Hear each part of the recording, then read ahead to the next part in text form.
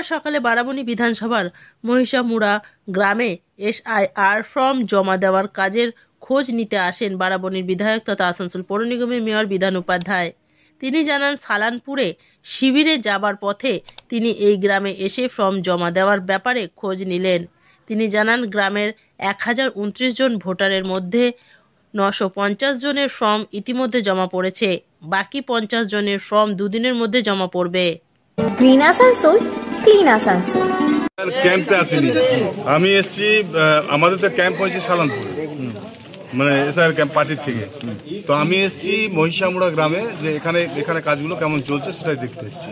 এখানে দেখলাম প্রায় 1000-এর মতো 1029 মনে হয় ভোটার আছে। তার মধ্যে যারা মারা গেছে তারা তো 29 জন আছে। 1000-এর মধ্যে প্রায় 900 জন জমা পড়ে গেছে, 950 জমা পড়ে গেছে। তো আর 50 জন আছে, সেটা হয়তো আজকের মধ্যে জমা করে দেবে, আজকালের মধ্যে জমা করে দেবে। এরপর অনলাইনে যেটা হচ্ছে, সার্ভারটা ডাউনের জন্য ওরা কাজ করতে পারছে না ঠিক করে। তো মানুষ কিন্তু জমা দিয়ে দিয়েছে যারা ভোটার আছে। এরপর কোথায় এখন জেমারি যাবো।